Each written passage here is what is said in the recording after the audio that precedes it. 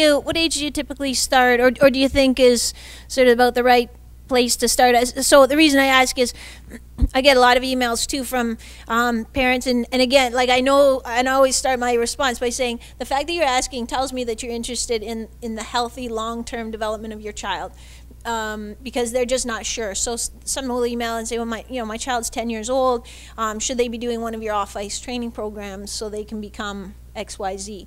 My preference is kind of like you said, that they play soccer or volleyball or basketball or something else in the summer to develop as an athlete, or do gymnastics class, develop as an athlete. And then when they get to be 14, or for me, the summer before they go in high school, if they're 13, then we'll start sort of bringing them in for some structured training.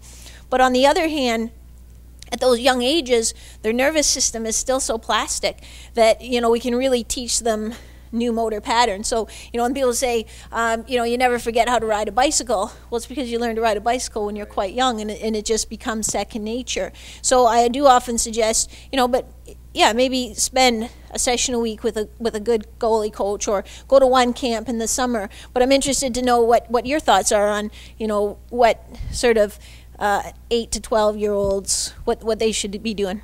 Well, it's the same thing. Like it's, 7, 8-year-olds, it's all about the fun, and if you have the fun aspect of it, they will keep coming back.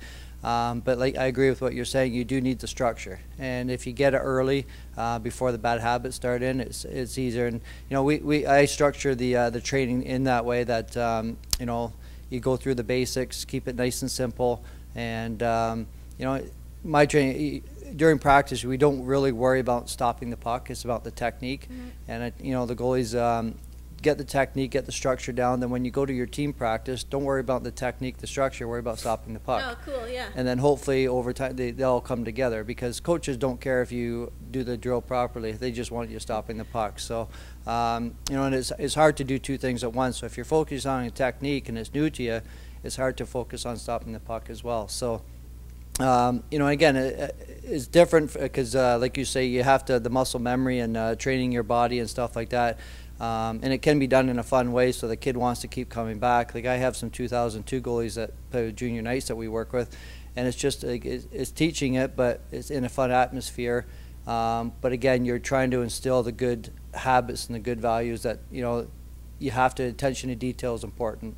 And you can still have fun, but when you're here, be where you are. When you get away from the rink, go have fun.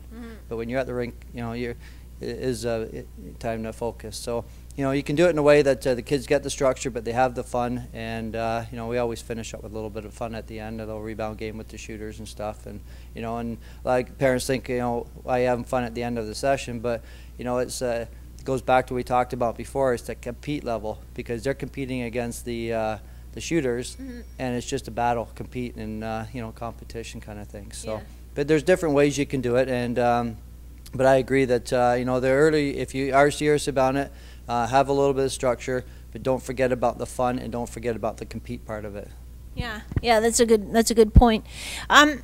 It seems to me, I'm sure there are lots of different types of goalies, but from my perspective, I see a couple of different types. I see some goalies, and more when I used to work with teams, so you get to see the spectrum. Now I get more the goalies that want to work hard, but you get some goalies that want to work hard, and they're probably the hardest workers on the team.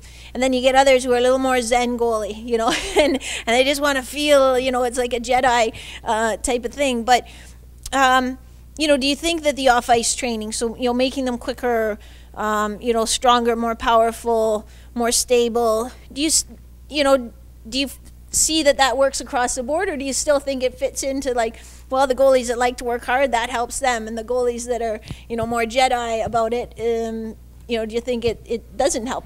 No, I think things are changing too, and I think the off-ice is huge in the fact that because your body is being moved in such short distance at quick bursts that all your body parts come into play. So it's like maybe it's the small muscles in your lower back that affects the hips and so on. So all that is important, and there's so much rotation in the game now that a strong core is important. And like sometimes a 5-on-3, the puck's in your end for 2 minutes, so cardio is important. So if you look at all the top-end goalies in the National Hockey League, you'll look at their workouts before and after the game are pretty important to them. So It goes back to earlier comments about the mental part, the physical part, and the technical part there. If you know, late in the game, if you get tired, first thing to probably go is your technique. And then as soon as your technique goes, you start questioning yourself, so your mental part goes. So every part of it's intertwined, and each is important as the next. Yeah, that's interesting too, that cascade of events that you see on the ice. That's neat insight.